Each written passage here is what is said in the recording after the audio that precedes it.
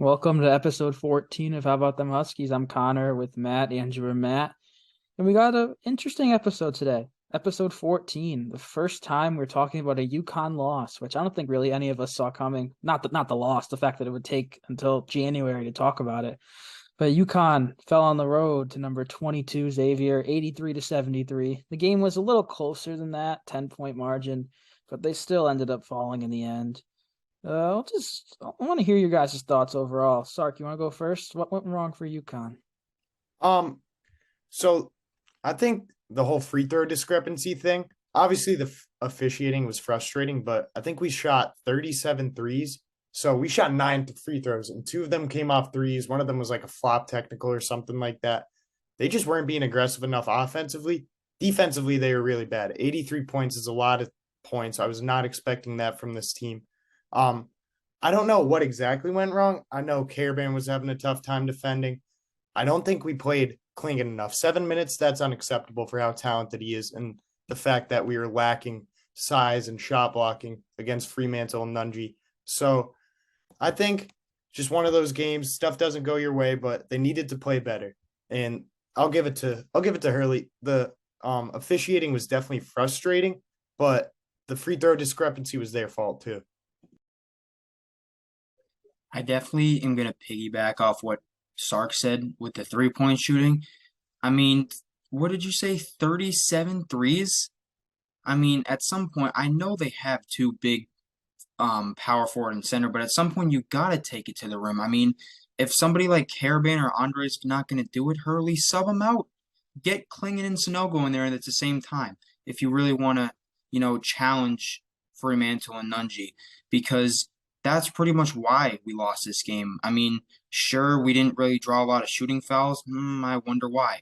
That Hawkins technical free throw off the flop was the only free throw until I think into the second half when we got our actual first shooting foul, which is unacceptable. I mean, if you don't get a shooting foul in the first 5 minutes, I mean, that's really unacceptable. But a whole half is even more unacceptable. And I think that if we're just like we're a good shooting team, obviously we have guys who can shoot the ball.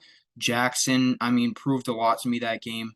Xavier left him wide open. He made him pay a couple of times. So, Caravan, Newton, Hawkins, Aline, Callie, guys like that can shoot the ball. But I mean, you might as well just run out there with an all guard lineup if that's all you're gonna do. But I mean, really, I really hope that's the last game we take over 33s, because I'll tell you right now, we're not going to win any games by shooting 34, 37, 40 3-pointers. So I would just really like to see a whole different like game plan next game and no more shooting over a million 3-pointers. Yeah, we also had a little bit come back to us from one of the first few games of the season where we really struggled with our free throws. We hardly got to the line in this game, and if you're going to shoot 4 of 9, you might as well just not even take them at all. You need to stay consistent throughout the season with your free throw shooting. We seem to have had it down for a little bit, but as it's going on, I mean, we've had shaky games here and there, but I mean, this one was just unacceptable. Jackson had two of them. He didn't make any. Hawkins was 4-7 from the line, and that was about it that we had from the line. So we really need to get back to, knocking those down. Yeah, and I just figured I'd double down on this point real quick. Like I said, that amount of minutes from Klingon is unacceptable and they need to go up. And I just want to make an emphasis of that. Yeah, common theme here, those 3-point attempts. You take out the big men, Sonogo and Klingon. 11 attempts by the rest of the squad on shots inside 2-pointers.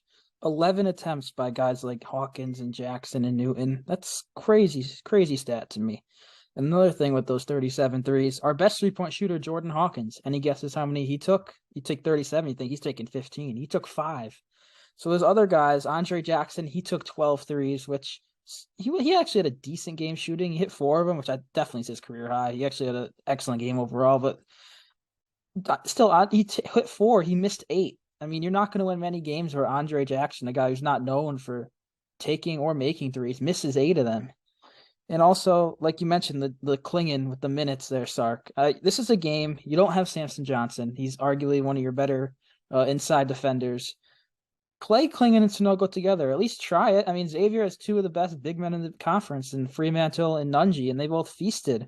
Let's see what they did here. Fremantle finished with 16 and 11, and Nunji had 15. I mean, Alex Caravan looked outmatched trying to guard Fremantle, which it makes sense. Caravan, a freshman, Fremantle, he's a senior all conference player. But he just looked overmatched, and it's just you have a 7'2" freshman, top 50 recruit. Why not use him? That's the game to do it. You can say anything about like the shots, the fouls, the referees. Those are all components of the game that are either going to go well or bad for you. But I think the one reason we didn't win this game, or maybe one of the reasons, is because we did not have the intensity. I mean, that Cintas Center was packed. That place was loud, just like the Villanova game that we all went to. And, we know how hostile that environment was. We were part of it. And, we didn't have the intensity to win that game. And this is the game where I really started to miss RJ Cole, Tyrese Martin, Isaiah Whaley, guys who really didn't let the crowd get to them and played with so much intensity that, other teams weren't able to play well because of it. And I was supposed to make this point a long time ago, like a bunch of episodes ago, but this is what I miss about having a guy like Tyrese Martin, Isaiah Whaley. I mean, Tyrese Martin could get a wide open layup and he would flex on the crowd, get the crowd into it, or silence the crowd if it's on the road. And I just don't really think anybody on this team does that. And I think that's really the one negative about this team is that they don't have a guy like Cole, Martin, Whaley, who plays with a ton of intensity. And, maybe that's not this team. Maybe they just, get the job done, win the game, and get to the next. But if I were to ask for one thing from this team, it's play with more intensity. I mean, what California does to the crowd, it's cool and stuff, but I mean, I wasn't the only one who got chills when RJ Cole took that charge and got right up in the student section and stuff, or when Tyler Pauly would go high five all the people sitting courtside after making a three, or when Isaiah Whaley would like scream after getting a putback dunk and bang his head on the hoop, right? Like I think this team needs more intensity, and that's going to come back to bite us if we don't start to do that. Guys like Hawkins who hit big shots like that, get the crowd into the game, start screaming, start being like Hurley. I think that's really the main reason we lost this game. It's not enough intensity. Yeah, one thing about being a top 5 team in the country is that you're going to get the best crowd everywhere you go in an away game. That crowd is going to be electric. And that's how it was over there in Cincinnati this weekend. And I forgot how frustrating it is to be playing a Big East rival, watching the game and seeing a crowd get crazy and be disrespectful. I forgot how frustrating that was. And I can imagine for the players there, it's extremely frustrating. And I mean, the environment was crazy there. And I'm sure it got to the players a little bit. And what I want to see is just them respond from this and get better. And there's no better game to do it than the Providence game, which is coming up in a couple days here, which is even better environment than Xavier is, especially with the way Providence and UConn fans feel about each other. So they really need to show me something on the road here at Providence. Yeah, I just wanted to take a second to talk about Danny Hurley. I'm sure we'll get to him in a little bit, but I feel like the intensity he brings, it's not for no reason. On the road, every single timeout, every single big play, you would see him rallying up the guys, screaming, yelling at him, just trying to get something going. But, sometimes it does come back to bite you, which, again, we're probably going to talk about. But we need a player like that. You need someone like that on the court, which we desperately need someone to stand up and do it. All the great teams in the country have that guy on the court who will go up to the other players, stick it in their face and, try and get them going, which, we have a lot of, more conservative guys that try to keep to themselves. The most I've seen out of anyone this year is Calcaterra, but we really need someone, and maybe even in the starting lineup to be able to, like during the game, like while out there, be able to get everyone going and make sure everyone's like straight. Yeah, there's ways to do that, get the team going. Something Andre did the past 2 games before this. He didn't do it this game, luckily. He gets the technical foul after nailing the 3. I mean, Andre's the prototypical guy. I think he should be hyping up the team. He has all the energy in the world. And he showed it in this game. 14 points, 10 rebounds, 8 assists. Oh, so close to that first triple-double we all think he'll get to at some point this season. And speaking of triple-doubles, we talked about the free throw discrepancy there. A guy like Tristan Newton, he had a triple-double earlier this year versus Buffalo. when he had his triple-double, he went 14 for 17 from the free throw line. He kept on driving and drawing fouls. In this game versus Xavier, he didn't take a free throw, and he only attempted 2 shots inside the three-point arc. You need a guy like him. I think he's best when he drives to the hoop and draws those fouls. He's a good free throw shooter. He obviously, like I just said, he made 14 of 17 in the game. That's impressive. We need guys like him to step it up. He also had in the stat sheet, he had a solid game, 6, 7, and 7. Having 2 guys that could stuff it like that, like Newton and Jackson, is so important. And I'm just going to go through the rest of the box score here. There wasn't too much from the bench. Too much, I mean, like minutes-wise from the bench. They had some solid production. They were in there. Aline hit 2 threes, including another buzzer beater to end the first half. Especially when he hits that to end the first half, you have the momentum, and they pretty much lost it right away. But it's good to see him in there hitting that shot. Diarra was effective on defense again. He hit a 3. Joey, he kind of struggled a little bit. He hit his 1 3-pointer. And then I can mention Klingon was barely play, but when he did, he played pretty well, 4, 2, and 2 with a block in there. But it's just, we have the depth. We have the depth, but guys like Newton compared to Diarra, you look at the game versus Georgetown, even the Nova game, they were pretty even in minutes. You could argue even Diarra played maybe a minute or 2 more. I don't have the box score in front of me here. But going away from the success, the formula for success that you had in the past 2 games and playing Newton a majority of those minutes, it just doesn't make too much sense to me. Yeah, I don't really understand all of the limited minutes. A lot of it just does not make sense to me. You can't have Clingan, who is, just as good as a starter on many other teams, playing 7 minutes off the bench. And in those 7 minutes, he was uber productive, 4 points, 2 rebounds, 2 assists. You need him out there. He was in there when we went on a run, came back from 7 points and tied it up. I don't see a point in having Sanogo out there if he's having a difficult time on these guys. Might as well have him out there at the same time. That way it takes a little bit of the pressure off Sanogo, and you could have someone who looks like an all-conference talent at some point being there too. It doesn't make much sense. Do we really need Tristan Newton playing 32 minutes? Like, in my honest opinion, we don't. Newton's a great player. Is he a 32-minute a game player along with Sanogo and Jackson and Hawkins? No. That would have been a great time to get Diarra in there. Whenever Diarra would come in, he would make a great impact, great defensively, great running the offense. To me, it just doesn't make much sense why you keep these guys out there for 33, 32 plus minutes when you have very capable players sitting right on the bench. And the thing about Diarra and Newton is Diarra's minutes have been going up recently because he's been playing some really good defense and he's been running the offense pretty well. And Newton he's been having a turnover problem. He really has. And he had some pretty rough ones over there in at Xavier the other night. And I'm finally gonna get all this off my chest too. This is the last thing I have to say about the Klingon situation.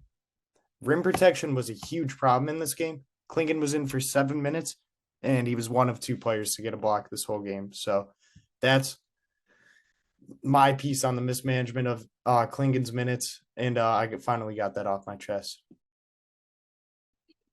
I just really couldn't believe that we had a player who was obviously having an off game in Alex Caravan playing 20 minutes, and obviously the Klingon 7, I feel like should be the title of this episode, but at this point. But, I think what it ultimately comes down to is that Hurley needs to challenge these guys. Adama wants to be a pro, Klingon wants to be a pro, Caravan wants to be a pro. Challenge these kids to play something different. Challenge Adama to play the 4. If he really wants to be a pro, he's an undersized center at 6'9". He's not going to play. If he gets little more jump there, like Robert Williams, he could play center in the NBA. But Klingon wants to be a pro.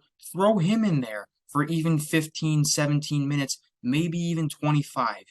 Challenge these kids because they all want to be pros, and don't just roll with the same old rotation. 33 minutes from Adama, I'm looking at it here, 20 from Caravan, and 7 from Klingon. Maybe split that Caravan and Klingon minutes up, or give more to the other player. If you have to bench somebody like Caravan, make him go harder in practice to earn that spot back.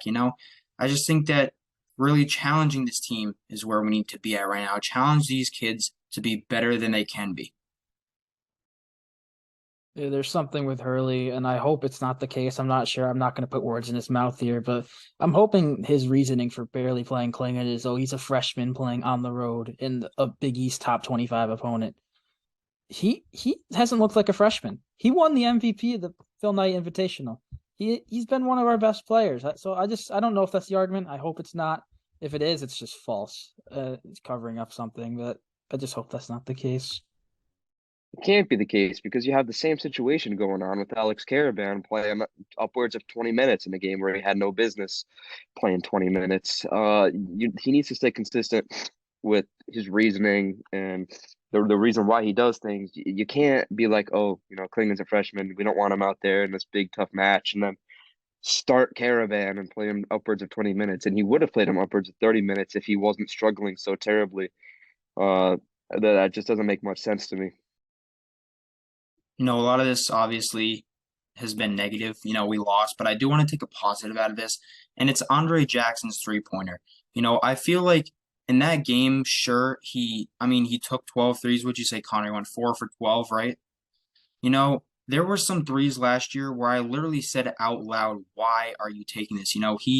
Some of his shots last year, you knew they weren't going in. You could hear the brick from outside of the place. And I think in this game, although he only hit 4 of the 12, they were all around the rim. And I noticed that in the Villanova game too. His three-pointers starting to really come into play.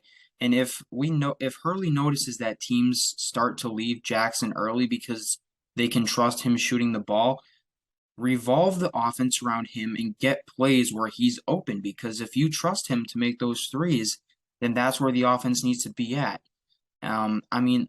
His three is starting to look a lot better than it was last year. He was pretty much there in that Xavier game. He had a lot of nice, good, I'll call them good misses. He was right on the rim. None were off by a bunch. They were all right there. Same in the Villanova game. But I would take that positive out of the Xavier game is that if that three-pointer, all it has to do is start to fall, then his production is going to rise through the roof for this team. So is his NBA production. Yeah, and you need a game like this for a guy like that where you come in, you hit 4 3-pointers. It's a huge confidence boost for him. It'll make him feel more comfortable in shooting these shots. I feel like, whenever he shoots, he knows that, everyone's looking at him and everyone's thinking about, oh, like, is this ever going to happen? Or is it just like, is he just chucking shots? And, you need a game where you hit 4 of them and, people actually start to like feel that it's more normal than not. That way, when you're out there, you feel more comfortable shooting, you feel more in yourself, and you feel like it's something that you actually have business doing. So I feel like this game, even though we did lose, I feel like going forward there are a lot of things that will help us shape our team going forward that we took out of it. So maybe we needed a bump to figure some stuff out about ourselves. Yeah, one thing I just wanted to say real quick is I know right after you lose, like we're recording this just a day or two after they lost, you get emotional. And we all got a little angry. We all had our things to say. But this is something I keep saying on this podcast. Basketball seasons are long. You're gonna lose a game. We're not in a hole right now. We're the number 5 team in the country. We're 14-1. And sure, we're gonna nitpick because we have a high standard for this team. But the thing I'm looking for, and Dan Hurley said it himself in his presser, was that it's just all about how this team responds. Okay, you lost a game. It happens over the course of a season. It wasn't even a bad loss, but they played bad. What are they going to do against Providence? And if they don't come out and respond, they have a huge stretch, 3 big games in a row. If they don't respond over these next 3 games, then we could start talking about problems. But I just really need to see something out of these guys.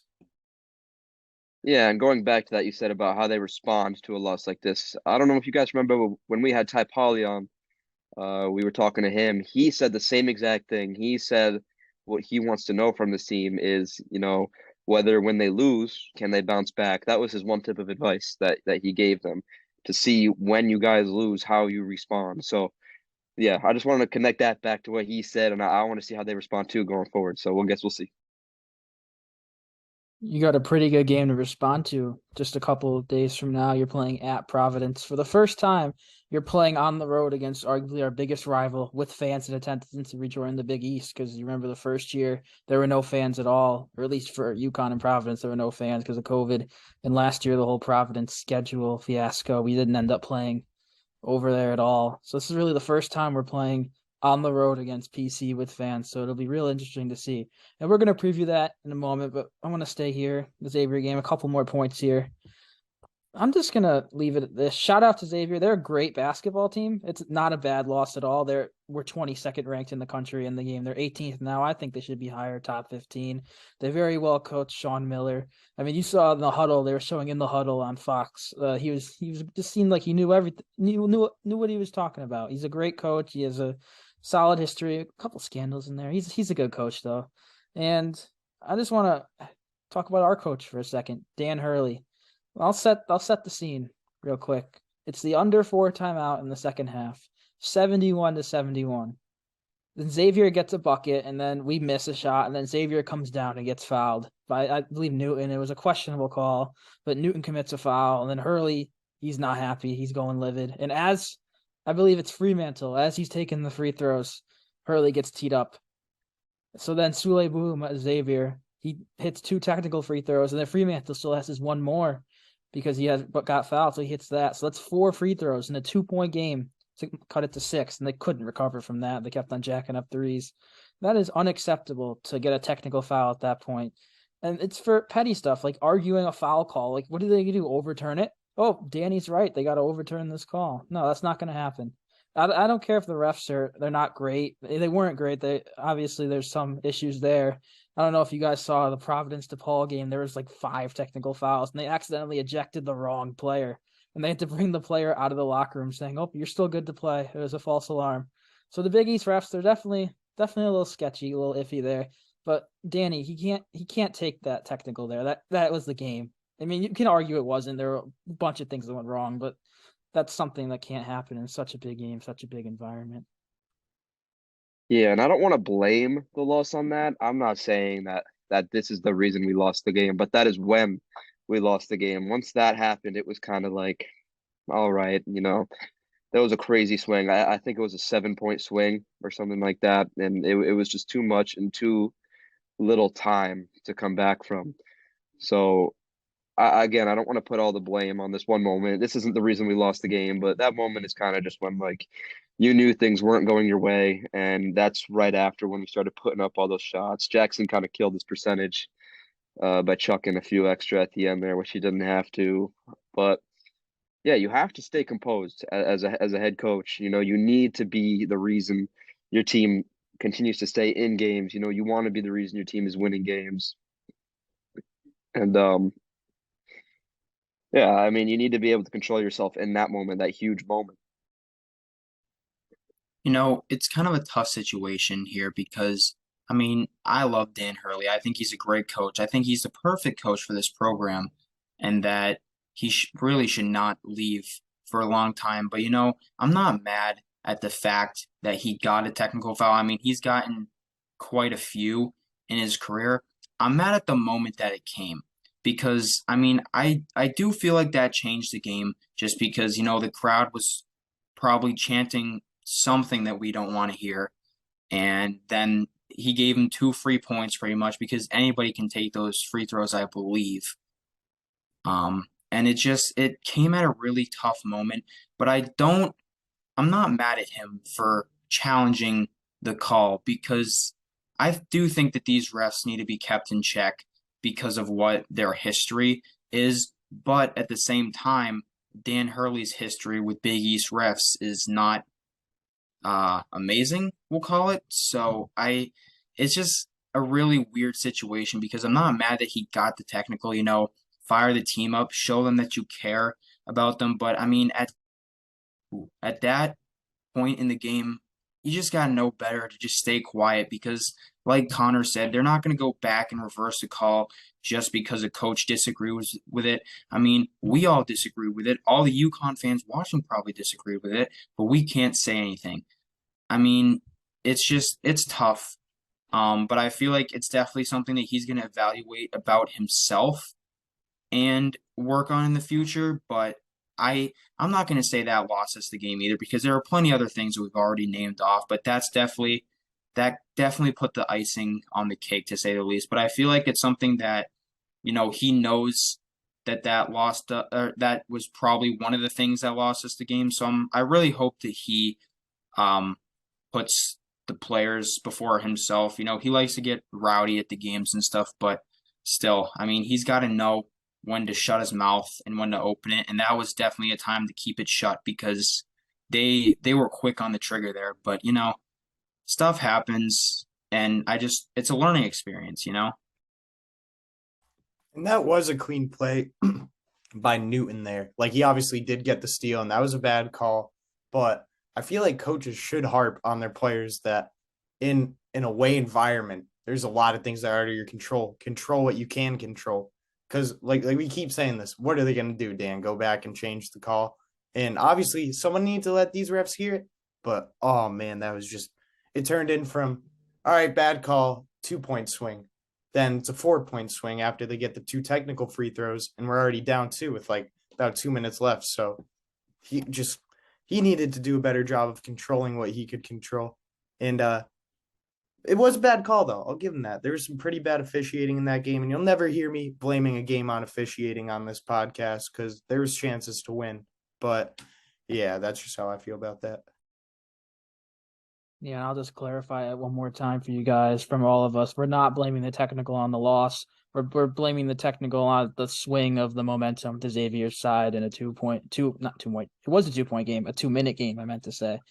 And I'll just have one more thing to say about this whole Xavier game and Hurley fiasco, and we'll leave it at that. We'll move on.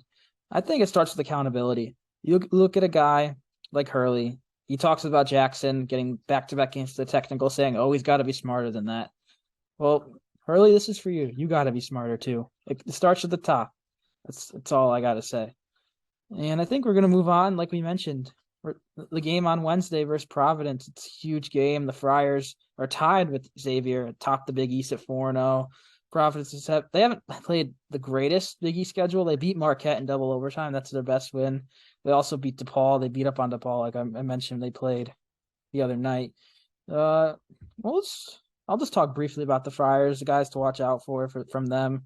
They have Jared Bynum, who killed us last year a little bit. He's their top returner. He hasn't done too much this year. He's kind of taken a decline when everyone thought he'd take a step up when they lose guys like Al Durham from last year at point guard. They also have Devin Carter, who he interests me. He's a South Carolina transfer, similar to how they had Justin Minaya, a South Carolina transfer the year prior, just a gritty defensive guy. I saw he averaged like 21 and a half points per game and like 4.5 steals this past week. So he's definitely got to look out for. He'll be on Hawkins. He'll make his night a mess. And also inside, they have a duo, Bryce Hopkins, the Kentucky transfer. He's arguably him or Sule Boom, production wise, have been some of the best transfers in the Big East. Hopkins, he had I think it was 29 point, 23 rebound game in that Marquette double overtime. So he's really the real deal. And Ed Croswell, he was Nate Watson's backup last year. He's averaging respectable like 13 points per game. So they're I think we're the better team, but they're hot. I'm not saying we're not hot, but we're coming off a loss. It'll be really interesting to see how we bounce off of it. So I think we're each going to choose a UConn player to look out for. So any of you guys want to go first? Who's your player to watch for the Huskies? Yeah, I'll start us off, but I want to say first that Devin Carter is going to play his heart out in this game because he had us in his top either 8 or 5 when he was transferring out of South Carolina. So he's definitely going to play his heart out against us. But my guy to watch for this one, and I'm really sorry, Sark. I know this is who you were going to say, but I'm going to go Klingon because he, I think this is really a redeeming, or I can't think of the word currently, but it's going to be a game where Hurley tests Klingon, I think. I think this is a game where, we get up early, comfortable lead, and Klingon's going to go, and he's going to see if he can really do what he thinks he can. And by no means is this going to be an easy game. This isn't going to be a cakewalk at all. Providence, I don't feel the strongest about them, but they're a good team. Cooley's a good coach. I got to give it to him. But this is going to be a tough game, especially in Providence on the road again. But I think this is a big proving game, you know? I mean, the Providence have talked their talk on Twitter, all the fans. Um, and I think this is really a game where a guy like Klingon can prove his worth to this team. And it all starts with how Hurley rolls with this rotation. But if I had to pick one player to actually watch, it's going to be Klingon. Yeah, I've been really looking forward to this game since last year. And, the game hasn't even started yet. And I feel like it already has Andre Jackson's hands all over it. Um, this is a big game for him. I remember at the end of last year when everyone was transferring out, a current Providence player by the name of Corey Floyd Jr. had some things to say that Jackson didn't really like very much. He went at it with seems like all the guys. I don't know what the seriousness in that situation was. But I feel like this game for him, coming off a game where he hit 4 3-pointers, you almost had your triple double, and you're really starting to come into your own. I feel like this is a huge game. This is one of our biggest games, most important games for the rest of the season. I would say at Providence. Everybody, loves to go back and forth with each other about Providence. I'm really excited to see what Andre Jackson does in this game. The guy I'm looking at is probably going to be Joey Calcaterra just because he's had a rough couple outings after a pretty strong start to his Big East play. And he's really such an X factor for us because Georgetown game, we don't win without him. There's a lot of games where he's just been that spark plug, been the guy to get us going. And there's been some struggles in the games when he hasn't gotten it going. So I really want to see something from him coming up here. Yeah, and I got two players in mind. One I'll briefly talk about, Alex Karaban. We kind of bashed on him earlier. He's gonna have another tough matchup today, or not today, on Wednesday against Providence. They have two bigs. Hopkins, the guy who had 23 boards in the game, plays the four for them mostly. So that's gonna be kind of a tough matchup for Karaban. And I'm also going to go with Jordan Hawkins. I mean, he struggled. He only took 5 threes, only hit one versus Xavier. Colby Jones and Adam Kunkel, we're switching on them. They're both solid perimeter defenders, especially Jones. And he's going to have Devin Carter on him this game. He's arguably one of the best defenders on the perimeter in the Big East, along with like Posh Alexander and even Andre. So another game, Hawkins is going to be guarded by a very tough defender. I'm very curious to see how he reacts after having kind of a dud, only 11 points, which is below his average for Xavier. So I want to see how he reacts to that. I've got a second one to watch real quick. Hassan Diarra has really risen up in the past couple games. He's really improved since the start of the season. I've really liked his game, especially his defense and his intensity on the defensive side of the ball. Offensively, he's been all right. He hit a three last game, definitely still struggling with the free throws, but that's something to be worked on. But I feel like if we really need defensive stops, then he's going to be our guy in there instead of Newton, because if he's that one, I mean, he had the 4 steals in the Villanova game. He had a couple, I think, against Xavier. So, I think he's been really pretty good for us. And if Newton's not having it again tomorrow, you guys should expect to see a lot of Hassan Diarra in the point guard spot. Honestly, just watch out for everybody. This is kind of what we've been saying. We're coming off a loss. Just pay attention to everybody out on the floor, and I think we'll be just fine. Yeah, I'm curious to see how he does the rotations, Hurley, after the loss. Will Klingon, obviously, maybe he won't. Maybe he wants Klingon playing 7 minutes per game. That's his goal, but I doubt that's the case. I bet he'll play his normal 15 that he averages. And it'll be a fun game to watch. Win or lose, it's going to be a very competitive, old-fashioned Big East battle. Obviously, we want UConn to win. And I'll just bring up the AP poll real quick. UConn dropped from 2 to 4. Not really a big deal. It's kind of what I expected. Kansas jumped us. Houston jumped us. And Purdue stayed at 1. And side note, just happened about 30 minutes or so ago. Purdue suffered their first loss at home to Rutgers. So that means New Mexico, Richard Pitino. Shout out to Vance Jackson, transferred out there. They're the last undefeated team remaining in college basketball in the Mountain West. So it just shows anyone can beat anybody. Obviously, Rutgers, they're a solid team in the Big Ten, middle of the pack, maybe even bottom half to middle. but they went on the road and beat #1 Purdue. So in college basketball, anyone can beat anybody. So especially when your one loss is on the road, I've already mentioned this, I'm reiterating, to a top 25 Xavier team, it's not the end of the world. And the Providence game, it's Providence, it's about hour and a half, maybe 2 hours, depending on where you are in Connecticut. I assume most of you watching are in Connecticut. It's a huge game. I mean, it's gonna be a lot of Friars fans. You saw the Cintas Center on TV, or maybe you've been there. I don't know. You saw how epic that was. Xavier fans sold out New Year's Eve. It's gonna be double that energy versus Providence, one of our biggest rivals. And UConn fans, they need your support. The Huskies. I think you should try to make it out to the game if you guys are able. It's 8:30 p.m. So get out of work, drive over to Rhode Island. And if you use SeatGeek to get your tickets are a little up there. The cheapest ones are $99 right now on there, but you can get 20% off of that $99. You save $20 using code HBTH at checkout. And yeah, like I mentioned, you save $20, that $9,900 ticket, $79, $80. It's Huskies are going to need the support. It's going to be a very tough environment. I'm speaking for myself. I'll be in the building on Wednesday. I don't know about any of you guys if you'll be there as well, but it's going to be quite the environment over in Providence. So if you guys can make it, you guys should use code HUTH. It helps us out. And yeah, go Huskies. I don't know how to end this whenever I do the ad read. So go Huskies. And we have one last little, I guess, fun segment, kind of like last time we gave our New Year's resolutions. On Instagram, I posted a post for you guys to post your own, and we're going to react to them. So I'll select a couple from the comments. Let's see. This first one here. #1 resolution is mute the educated assassin. If you know, you know. I'll leave it at that. Win the national championship. Obviously, that's implied. That's the goal, especially with the team so good. Here's one I think would be an interesting discussion. Play zone once in a while. And you guys have any thoughts on that? Yes, please. I mean, make teams work to get good shots. I mean, it's pretty simple playing zone defense. We all know how to play it. We've played and watched basketball all of our lives, so why can't they? I mean, if we're not having a great defensive game, make them take shots, because if we play man to man, some teams with the big, like if we play when we play Xavier, I've got it circled on my calendar. 25th of January at Gamble Pavilion. Be there. Use SeatGeek.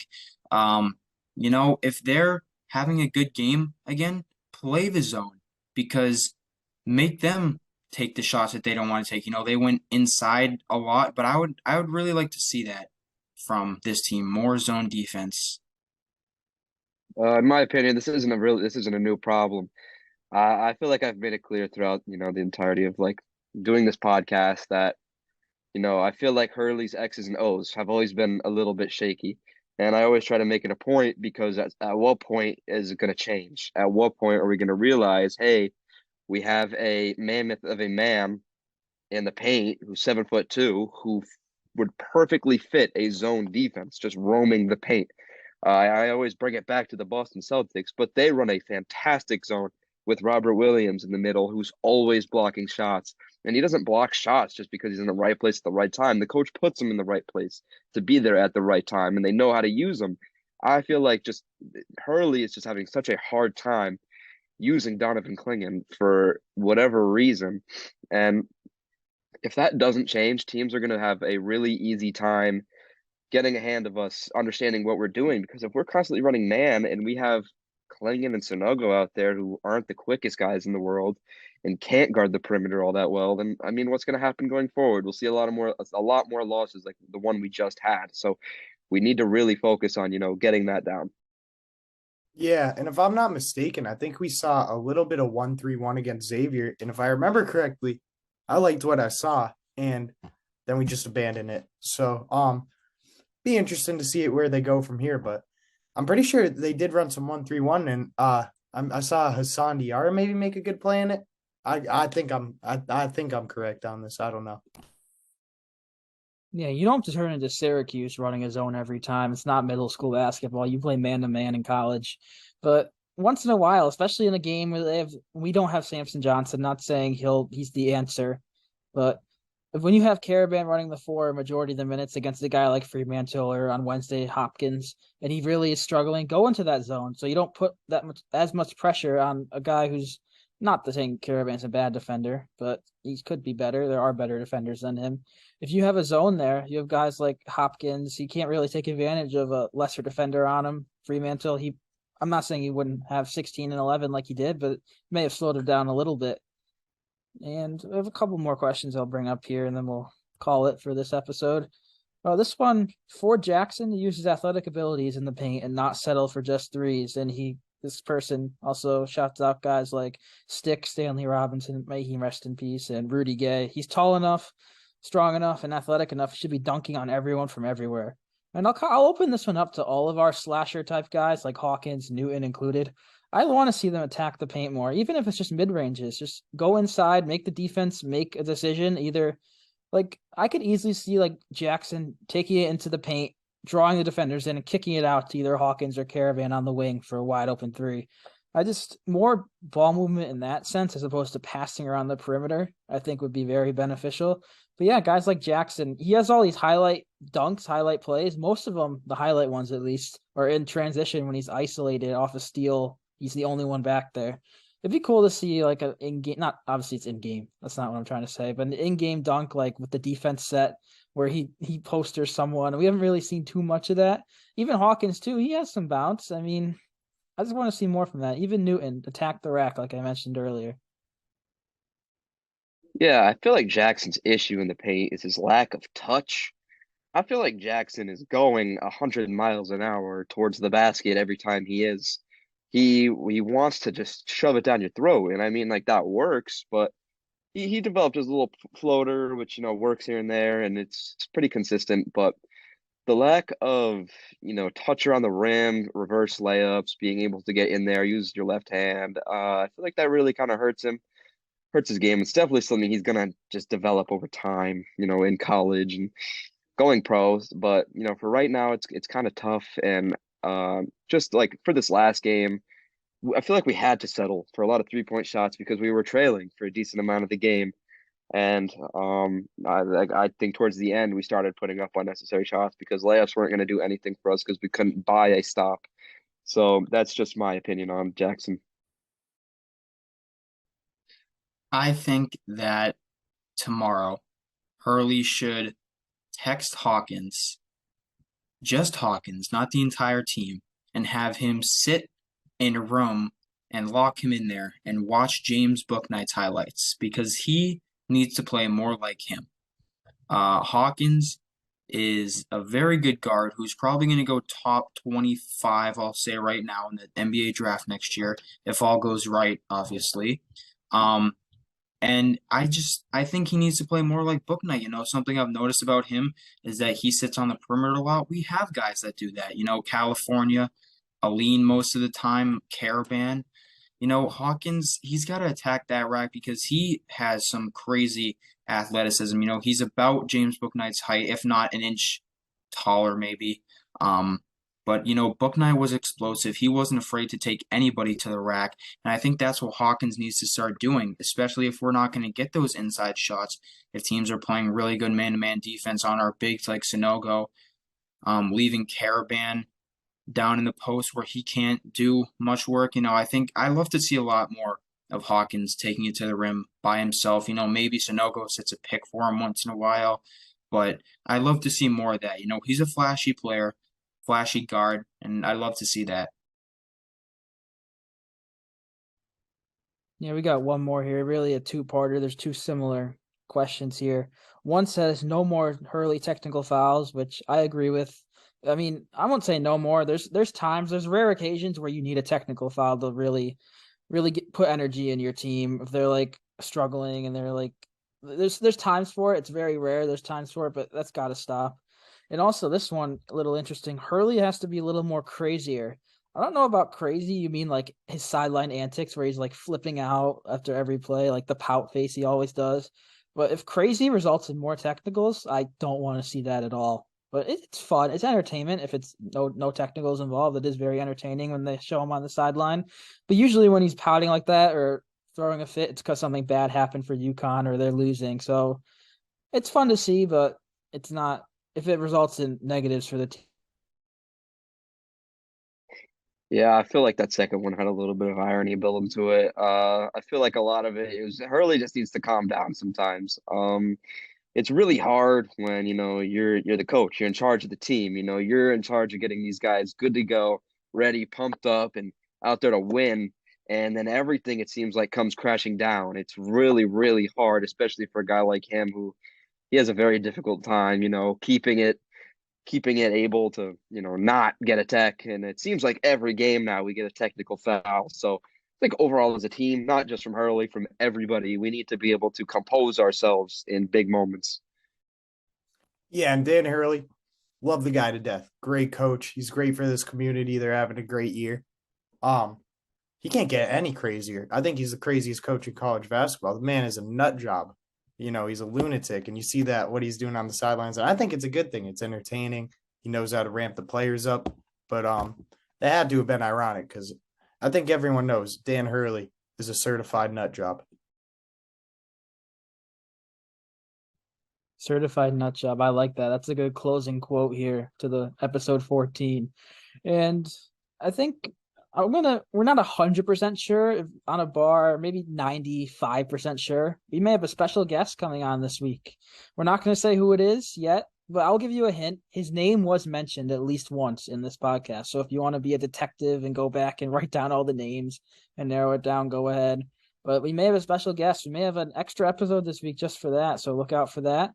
UConn fell to Xavier, tough game, big game coming up versus Providence to hopefully rebound from that, and should be good game on Wednesday. Hopefully, like I mentioned, see that game or see that episode with the guest, and then hopefully another episode even this week, recapping the Providence game and previewing Creighton, big game versus the Blue Jays. Haven't beaten them before. It should be a fun one at Gamble. So thanks for watching and stay tuned for future episodes.